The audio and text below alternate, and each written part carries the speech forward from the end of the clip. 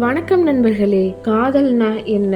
அது இரு இதயங்களுக்கு இடையே மலரக்கூடிய ஒரு மென்மையான உணர்வா, அல்லது இரு சாம்ராஜ்யங்களை இணைக்கும் ஒரு பலமான பாலமா? வரலாறு எப்பவும் வெற்றியாளர்களை பற்றி மட்டும்தான் பேசும். ஆனா அந்த வெற்றிகளுக்கு பின்னால மறைந்து கிடக்கும் ஒரு மென்மையான காதல் கதைய இன்னைக்கு நாம பார்க்க போறோம். ஒரு பக்கம் இந்தியாவையே தன்னோட காலடியில வச்சிருந்த மாபெரும் முகலாய சக்கரவர்த்தி அக்பர். அவர் ஒரு போர் வீரன், எதற்கும் துணிஞ்சவர். மறுபக்கம் ராஜபுத்திரர்களோட வீரத்திற்கும் மானத்திற்கும் அடையாளமா திகழ்ந்த இளவரசி ஜோதாபாய். வெறுப்பால தொடங்கப்பட்ட ஒரு திருமணம், கட்டாயத்தால இணைக்கப்பட்ட இரு கரங்கள், எப்படி உலகமே வியக்கும் ஒரு காதல் காவியமா மாறுச்சு. ஒரு சக்கரவர்த்தி தன்னோட மகுடத்தை விட ஒரு பெண்ணோட அன்ப பெருசா ஏன் நினைச்சாரு?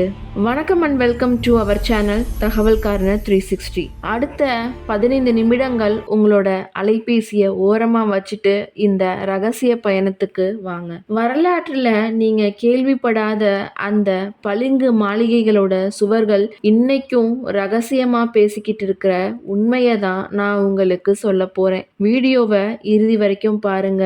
உங்க கண்கள் கசிவதை உங்களால தடுக்க முடியாது. 16ஆம் நூற்றாண்டுல முகலாய படை இந்தியா முழுவதையும் ஆக்கிரமிச்சுக்கிட்டு இருந்த காலம். ராஜபுத்திரர்கள் எனப்படுற இன்றைய ராஜஸ்தானோட கோட்டைகள் ஒவ்வொன்னா முகலாயர்கள் வசம் வந்துகிட்டு இருந்தது. ஆம்பர் நாட்டு மன்னர் பார்மல் தன்னோட நிலத்தையும் மக்களையும் காப்பாத்த ஒரு முடிவெடுத்தாரு. அது ஒரு கடினமான கசப்பான முடிவு. தன்னோட அருமை மகள் ஜோதாவை பரம எதிரியான அக்பருக்கு திருமணம் செஞ்சு கொடுக்கறது தான் அந்த முடிவு. ஜோதாவுக்கு இந்த செய்தி இடி போல இறங்கியது. எந்த முகலாயர்களை எதிர்த்து தன் முன்னோர்கள் ரத்தம் சிந்தினாங்களோ அதே வம்சத்துக்கு நான் எப்படி மருமகளா போறது அப்படின்னு அந்த இளம் பெண் துடியா துடிச்சா. தன்னோட தாய் மண்ணை விட்டு, தன் கிருஷ்ணரை விட்டு, முன்பின் தெரியாத அந்த ஒரு அந்நிய கலாச்சாரத்துக்குள்ள நுழைய அவளுக்கு விருப்பமே இல்லை. அந்த எண்ணமே அவளை அச்சுறுத்தியது. ஆனா தன்னோட தந்தையோட சொல்லுக்காகவும் தன் நாட்டோட அமைதிக்காகவும் அந்த திருமணத்துக்கு ஜோதா சம்மதிச்சா. ஆனா அந்த துணிச்சலான பெண் ஒரு நிபந்தனையும் வச்சா.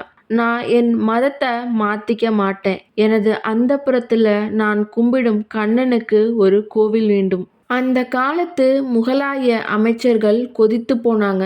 ஒரு காப்பியர் பெண்ணுக்கு இவ்வளவு துணிச்சலா அப்படின்னு முணுமுணுத்தாங்க.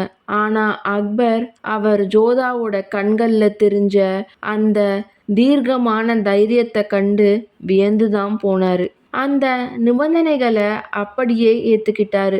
அங்கேயே அக்பரோட இதயமும் முதலா ஒரு பெண் கிட்ட தோற்று போனது. ஆக்ரா கோட்டைக்குள்ள ஜோதா நுழைஞ்சப்போ அங்கிருந்த சூழல் அவருக்கு ஒரு சிறைச்சாலையாதான் இருந்தது. அக்பருக்கு ஏற்கனவே பல மனைவிகள் இருந்தாங்க.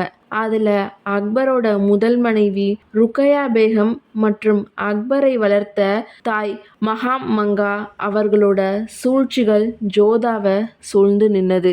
ஜோதாவுக்கு வழங்கப்பட்ட அந்தப்புறம் பாரசீக கலைகளால் நிறைஞ்சிருந்தது. ஆனா ஜோதா அங்க தன் ராஜபுத்திர கலாச்சாரத்தை கொண்டு வந்தாங்க. அவர் நெற்றியிலிட்ட திலகமும் அவர் அணிந்திருந்த கனமான ஆபரணங்களும் அந்த அரண்மனையில இருந்த மற்ற பெண்களுக்கு பிடிக்கவே இல்லை. அக்பர் ஒரு முறை ஜோதாவை பார்க்க போனாரு. பொதுவா ஒரு சக்கரவர்த்தி வரும்போது அங்க இருக்க அனைத்து பெண்களும் எழுந்து நின்னு மரியாதை செய்வாங்க. ஆனா ஜோதா, அவர் தன்னோட கிருஷ்ண விக்கிரகத்தின் முன்னாடி அமர்ந்து பஜனை பாடல்களை பாடிக்கிட்டு இருந்தாங்க. அக்பர் பின்னால் வந்து நின்னத அவர் கவனிச்சும் கவனிக்காதது மாதிரியே இருந்தாங்க. அக்பருக்கு கோபம் வரல. இந்த உலகத்தையே வென்ற சக்கரவர்த்தி நான். ஆனால் என் மனைவியின் கவனத்தை ஈர்க்கக்கூட என்னால் முடியவில்லையே அப்படின்னு அவர் ஆச்சரியப்பட்டார். ஜோதாவோட அந்த பிடிவாதமும் உறுதியும் அக்பரை இன்னும் அதிகமா ஜோதாவோட பக்கம் ஈர்த்தது. அக்பர் ஜோதாவை அடக்க நினைக்காம அவரை புரிஞ்சுக்க முயற்சி பண்ணாரு. ஜோதா அக்பர் கதையில வரும் மிக முக்கியமான தருணம் இருவருக்கும் இடையிலான வாள் சண்டை பயிற்சி. ராஜபுத்திர பெண்கள் வெறும் அழகிகள் மட்டும் இல்ல, அவர்கள் போர்க்களத்துல வீர மங்கைகள் என்பதை ஜோதா நிரூபிச்சாரு. ஒரு நாள் மாலை நேரம் ஆக்ரா கோட்டையில அந்தப்புறத்துல அக்பரும் ஜோதாவும் வாள் பயிற்சி செஞ்சாங்க. வாள்கள் மோதும் சத்தத்திற்கு இடையே அவர்களோட மூச்சுக்காற்று ஒன்றோடு ஒன்று கலந்திருந்தது.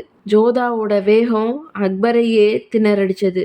சட்டென்று அக்பரோட கையில இருந்த வாள் கீழே விழுந்தது. அக்பர் தோற்று போனாரு. ஒரு பேரரசர் ஒரு பெண் கிட்ட தோற்றத அந்த உலகமே அவமானமா கருதி இருக்கும். ஆனா அக்பர் புன்னகைத்தார். ஜோதா, உன்னிடம் வாள் சண்டையில் தோற்றதை விட உன் அன்பில் தோற்றதையே நான் பெருமையாக கருதுகிறேன் அப்படின்னு அவர் சொன்னப்போ ஜோதாவோட இதயத்துல இருந்த அந்த பனிப்பாறை மெல்ல மெல்ல உருக தொடங்கியது. தன்னோட மனைவிக்காக அக்பர் சில தியாகங்களை செஞ்சாரு. இந்துக்கள் மீதான ஜிஷியா அப்படிங்கிற வரிய ரத்து செஞ்சாரு. பசுவதைய தடை செஞ்சாரு. இதெல்லாம் வெறும் அரசியல் முடிவுகள் இல்ல, தன் மனைவியின் மதம் மற்றும் உணர்வுகளுக்கு அவர் கொடுத்த மதிப்பு. இந்த மதிப்பீடு தான் ஜோதாவோட வெறுப்ப மெல்ல மெல்ல காதலா மாத்தியது. ஆனா விதி எப்போதும் நல்லவர்களோடு தானே விளையாடும். மகாம் அங்கா மற்றும்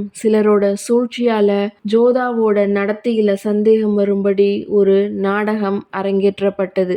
அக்பர் தன் கர்வத்தால ஜோதாவை சந்தேகப்பட்டார். எந்த நம்பிக்கையினால நான் உன்னை நேசிச்சேனோ அந்த நம்பிக்கைய நீ உடைச்சிட்ட என்று அக்பர் சொல்ல, மனமுடைஞ்ச ஜோதா ஒரு வார்த்தை கூட பேசாம தன்னோட ஆபரணங்களை கழட்டி வச்சுட்டு சாதாரண உடையில ஆம்பர் நாட்டுக்கே திரும்பி போனாங்க.